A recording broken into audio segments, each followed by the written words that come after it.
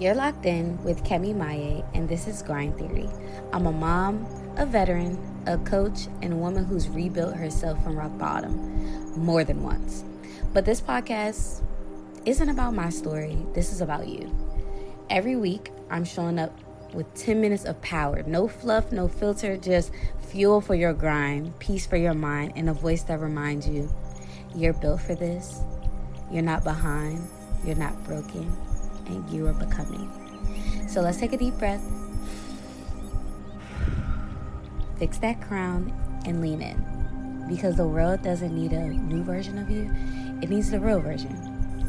Welcome to Grind Theory, and let's get to work. Welcome back, millionaire.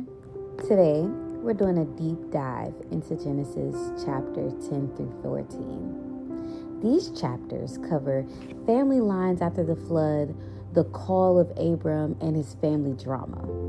Today, we're going to unpack these ancient stories that still applies to life today. Chapter 10 is a chapter that maps out the descendants of Noah's sons, Shem, Ham, and Japheth. It shows how nations spread across the earth. And I think God is so intentional about the lineage and destiny. Just as nations were formed, your family lines are also important and they carry purpose. Genesis 11 is a Tower of Babel, where God scattered them by confusing their languages. Let's see why. Chapter 11, verse 5, it says, "Then the Lord came down to look over the city and the tower that the humans were building. The Lord said, if they began to do this as one people, all having the same language, then nothing they plan to do will be impossible for them. Come, let's go down and confuse their language so they will not understand one another's speech." God's concern that nothing would be impossible for them wasn't an expression of divine fear that humans might one day become as powerful as God. Rather, it conveys that dismay that people unchecked would undertake extraordinary deeds of evil and defiance. We'll see throughout the Bible that humans trying to be God just leads to confusion, but God's plan will always prevail. In Genesis 12, God calls Abram. God tells Abram to leave his country and promises him to make a great nation. Abram obeys, stepping out on faith. On the way to Nev, something interesting happens. It says, "There was a famine in the land, and Abram went to Egypt to live there for a while the famine was so severe. When he was about to enter Egypt, he said to his wife Sarai, 'I know what a beautiful woman you are. When the Egyptians see you, they will say, "This is his wife," and they will kill me, but will let you live. Say that you are my sister, so that I will be treated well for your sake, and my life will be spared because of you." When Abram came to Egypt, the Egyptians saw Sarai was a beautiful woman. And when the Pharaoh's officials saw her, they praised her to Pharaoh. And she was taken into his palace. He treated Abram well for her sake. Abram acquired sheep and cattle, male and female donkeys, male and female servants, and camels.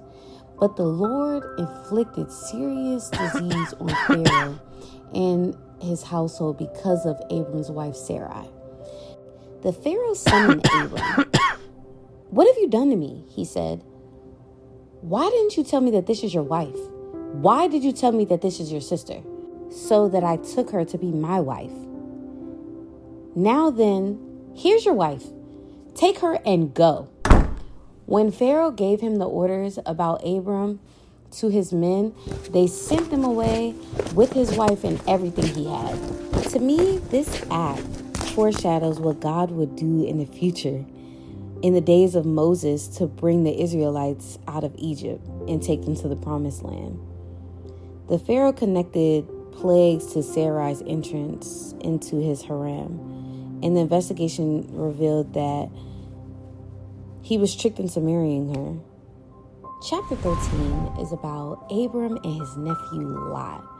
So the history of Lot's father had passed away, and the Bible talks about him almost as a protector of Lot. In 13, Lot and his nephew are traveling together, but they have accumulated so much stuff, it's hard for them to live on the land together. And this is the conversation that Abraham has with Lot when he realizes that they can't live on the same land. The Bible says in chapter 13, verse 8, "So Abram said to Lot, 'Please, let's not have quarreling between me and you, or between our herdsmen and my herdsmen. Since we are relatives, isn't the whole land before you? Separate from me. If you go left, I will go right. And if you go right, I will go left.'" Lot looks around and chooses fertile land, and Abram trusts God with his portion. It goes on to say, Lot chooses the entire plain of Jordan for himself. Then Lot journeyed eastward, and they separated from each other. Abram lived in the land of Canaan, but Lot lived in the city on the plain and set up his tent near Sodom. Guys, every separation isn't a loss. God often uses this to position you for your growth. And our last chapter for today is Genesis 14. Abram rescues his nephew Lot. Lot is captured in war. Abram courageously rescues him, and Abram meets a priest king who blesses him. He says, "Abram is blessed by God Most High, creator of heaven and earth, and blessed be God Most High. He handed over your enemies to you." And Abram gave him a tenth of everything. Sometimes it may not feel like it, but God is deliberate about the family that he put you in. And sometimes you are the deliverer of your family, and your obedience positions you to bless others. Family, Genesis 10 through 14 shows us legacy, humility, faith. God took one man, Abram, and promised nations. What does that mean for you? What is your obedience, your faith, your courage today? What can that shape for the future generations after you? Believe bigger, because your story is a part of eternity. If today's message hit your heart, share this episode with someone who just needs a reset. And a reminder, progress over pressure every single time. Have a good day.